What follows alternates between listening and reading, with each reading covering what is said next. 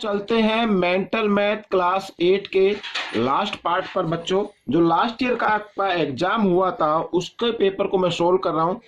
तो आपके एग्जाम में जो मेंटल मैथ की क्विज होती है उसमें इसी टाइप से क्वेश्चन आते हैं, तो प्लीज आप इसे ध्यान से देखें और इसमें से सीखकर दूसरों को जरूर सिखाएं। देखो बच्चों, यहाँ पर करना शुरू करते हैं। मैं हूं हरी सर और आप देख रहे हैं मेरा यूट्यूब चैनल चलो कदम बढ़ाए। तो क्वेश्चन नंबर 31 हम करते हैं। देखिए, find the diagonal of square ABCD. यहाँ पर देखो स्क्वायर है और एबीसीडी इसका नाम है और बीडी ये एक डायगोनल हो गया, इसकी हमें लेंथ फाइंड आउट करनी है। सबसे पहले मैं आपको बताऊंगा कि कैसे करना है और फिर मैं आपको शॉर्ट ट्रिक बता देता हूं, ठीक है। देखो, सबसे पहले यहां ट्रायंगल लेंगे बीसीडी। देखो, इन ट्रायंगल बीसीडी, बीसीडी हो गया। क्योंकि स्क्वायर का ईच एंगल 90 डिग्री होता है तो ये राइट एंगल ट्रायंगल हो गया। तो हमें बीडी का स्क्वायर फाइंड आउट करना है पाइथागोरस थ्योरम का यूज करते हुए। तो बीडी स्क्वायर इक्वल होगा बीसी स्क्वायर और प्लस यहाँ पर सीडी स्क्वायर, इस तरीके से। तो बीडी स्क्वायर इक्वल बीसी 5 है 5 स्क्वायर प्लस सीडी है 5 पीवी 5 स्क्वायर। तो यहाँ पर बच्चों बीडी स्क्वायर तो बाद में लगाएंगे। 5 को 2 टाइम्स मल्टीप्लाई किया 25 और इधर भी 5 को 2 टाइम्स मल्टीप्लाई किया, कितना हो गया 25 हो गया। ये इधर स्क्वायर था, इधर आकर ये स्क्वायर रूट में चेंज कर देता हूँ, ठीक है बच्चों। और तो यहाँ पर आ गया बच्चों 50, 25 प्लस 25 50। अब हम इसके फैक्टर निकालते हैं, ठीक है। पेयर बने तो उसको हम बाहर निकालेंगे, 2 से करते हैं। तो 2 2 जा 4, 2 5 जा 10 या 5 से करते हैं, 5 5 जा 25 5 से, ठीक है। अब बच्चों देखो पेयर बन गया तो हम 50 को लिख सकते हैं 5√2। ये आ गया बच्चों यहाँ पर डायगोनल, ठीक है। अब आपको शॉर्ट ट्रिक क्या अपनानी है मैं आपको बताता हूँ। जो भी साइड दी हुई हो, ठीक है ना, जो भी साइड गिवन हो, तो जैसे यहाँ पे 5 है तो 5√2 लिखिए।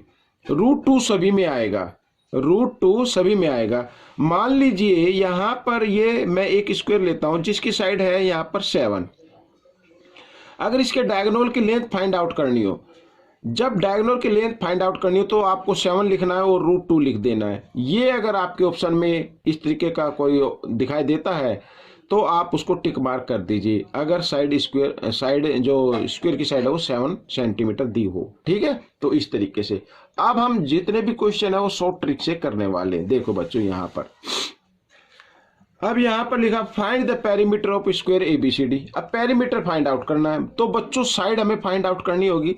देखो, side of square, side of square क्या होगा बच्चों, देखो रूट से पहले क्या लिखा है 25, तो इसका मतलब 25 इसकी साइड है। समझ में आ गया। अभी मैंने बताया आपको साइड कोई भी हो तो उसका डायगोनल क्या होता है, वो साइड और √2, ठीक है ना। तो यहां पर इसका मतलब 25 क्या साइड है। अब पेरीमीटर निकाल लेते हैं, पेरीमीटर ऑफ स्क्वायर। तो पेरीमीटर क्या होता है बच्चों, 4 इंटू साइड होता है, 25 4 जा 100। यहां पर बच्चों सेंटीमीटर लिख देते हैं, इसको भी यहां पर ये सेंटीमीटर लिख देता हूं, ठीक है, इस तरीके से। तो ये क्वेश्चन सोल्व हो गया। आइए चलते हैं क्वेश्चन नंबर 33 की तरफ। यहाँ पर ये देखिए ये आ गया, बिल्कुल सेम ऐसी है, बहुत ही इजी है। आपको एंजॉय कीजिए आप और सीखिए। देखो यहाँ पर लिखा है find the area of square PQRS। तो सबसे पहले साइड लिखो, साइड ऑफ स्क्वायर कितनी है 15, √2 नहीं लिखना है 15 लिखना है। तो 15 ये सेंटीमीटर, ये आ गई बच्चों साइड, ठीक है। अब एरिया लिखना है, तो एरिया ऑफ स्क्वायर तो क्या होता है बच्चों, साइड इंटू साइड होता है। तो 15 को 15 से मल्टीप्लाई करते हैं तो 250 सेंटीमीटर स्क्वायर। एरिया को स्क्वायर में लिखना है, 15 का स्क्वायर 225 होता है, ठीक है। ये आपको ये हो गया है। अब हम करने वाले हैं क्वेश्चन नंबर 34, वो ये भी कुछ इसी तरीके का है। देखिए, find the side of square. अब side of square find out करनी है, बिल्कुल छोटा साइड ऑफ स्क्वायर। देखिए मैं तो कर रहा हूं, थोड़ा टाइम लग रहा है, लेकिन अगर आपके ऑप्शन में आता है तो लिख दीजिए। ये 26 है, ये 26, सेंटीमीटर, यहाँ पे सेंटीमीटर लिखते हैं, ये साइड हो गई बच्चों। तो ये क्वेश्चन भी सॉल्व हो गया है। अब बच्चों 35 पर चलते हैं। यहाँ पर फाइंड द पेरीमीटर, अब पेरीमीटर फाइंड आउट करना है। अब आप माइंड में भी कर सकते हैं बच्चों।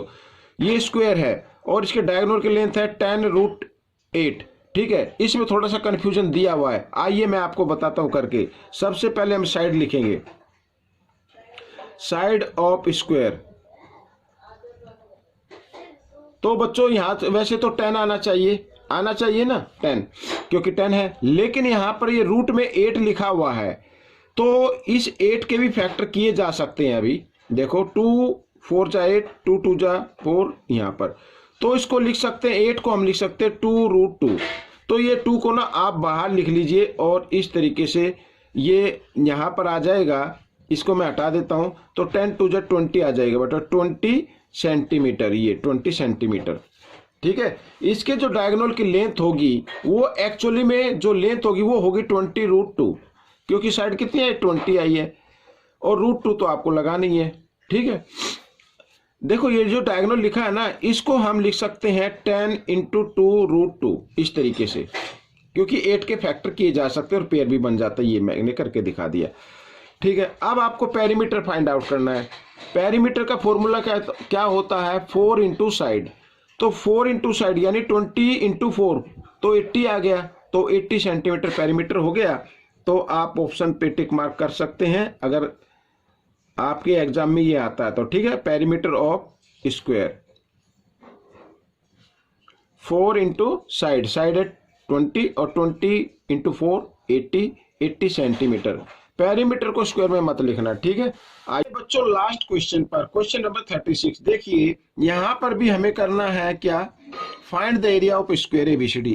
तो एरिया फाइंड आउट करना है। अब बच्चों देखो यहां पर डायगोनल क्या है, 25√8 है, ठीक है। पहले क्वेश्चन की तरह 35 क्वेश्चन की तरह दिया हुआ है। तो आप 8 के जब फैक्टर करेंगे इस तरीके से, ये देखिए यहाँ पर 2 1 जा 2, ठीक है। तो इसमें पेयर बन रहा है, तो इनमें से एक पेयर को बाहर निकाल लीजिए, यानी इसका जो डायगोनल होगा वो होगा 25 × 2 और √2, ये होगा। तो बच्चों ये कंफ्यूज करने के लिए दे दिया जाता है ताकि बच्चे देखें कि ध्यान है या नहीं है, इस तरीके से। तो यहां पर बच्चों सबसे हमें एरिया फाइंड आउट करना है, तो हम लिख लेते हैं साइड ऑफ स्क्वायर। तो साइड ऑफ स्क्वायर है बच्चों यहां पर 25 2 जा 50, तो 50 सेंटीमीटर बच्चों यहां पर साइड आ जाएगी। अब एरिया क्या होगा, एरिया आप माइंड में भी निकाल सकते हैं, area of square side into side यानी 50 × 50, तो 5 5 जा क्या होता है 25 और 1 0 1 0, टोटल 2 0 हो गई, और इसको लिखना है सेंटीमीटर स्क्वायर। तो बच्चों ये लास्ट क्वेश्चन भी आपका हो गया है। आपको कैसा लगा मुझे जरूर बताएं। और हाँ, अभी एक नया और पार्ट लेके आने वाला हूं, क्योंकि उसमें भी आपके जो लास्ट ईयर के एग्जाम हुए थे उसके ही क्वेश्चन है, तो उसको भी आप देखना और देखकर दूसरों को जरूर सिखाना। मिलते अगले पार्ट में। Thanks for watching my videos.